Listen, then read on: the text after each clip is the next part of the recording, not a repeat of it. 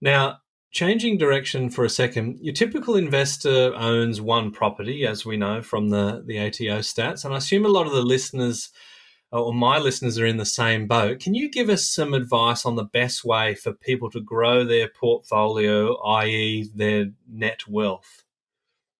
Right. So I'd say the more you save, the more you have. If you're able to save money, that's step number one. You need to be able to earn money, save money, so that you can make that next investment. Mm-hmm. It's as simple as that. All the best advice I've found is remarkably simple. It's not the sort of stuff that sells books or gets us, some nice little clickbait. Stefan Angelini says you've got to buy Bitcoin and you've got to leverage your mortgage, but it's that sort of stuff. I'm like, oh, I'm clicking on that. That sounds interesting.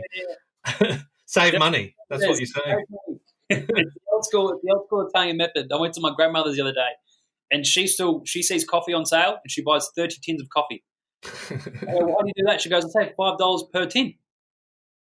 Okay. The more you buy, the more you save. Yeah. So it's the old school. Save more. You're able to put yourself in a position to buy the next place. If you want to really ramp your wealth up, you can always use other people's money to invest or combine your funds with other people. So when you've got a lot of people purchasing, it gives you more purchasing power. So if you've got 10 friends that all want to do the same thing and you've all got 50 grand each, all of a sudden you've got $500,000 to play with. Yeah. You need someone to manage those relationships. You need to make sure that everyone's in it for the same reason and doesn't need access to the cash. It's riskier, but that's a way to sort of fast track it.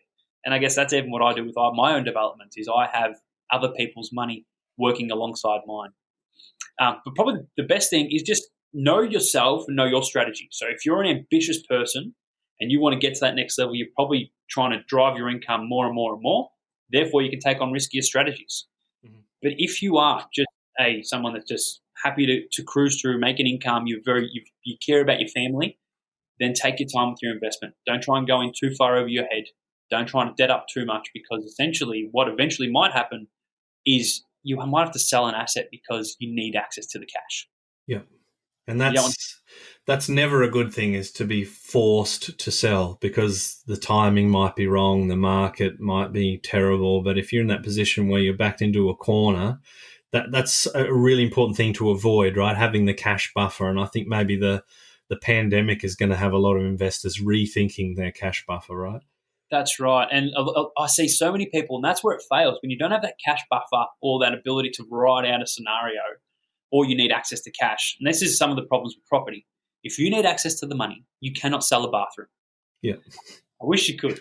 That's why people build up share portfolios on the side, because you can sell a few $1,000s worth of shares if you have to. Not locking too much of a loss, but if you've got to sell a property, you've got to sell the whole thing. Yes. If you're selling in a depressed market, I'm sorry. You're stuck. Yeah, so that's just the way it is.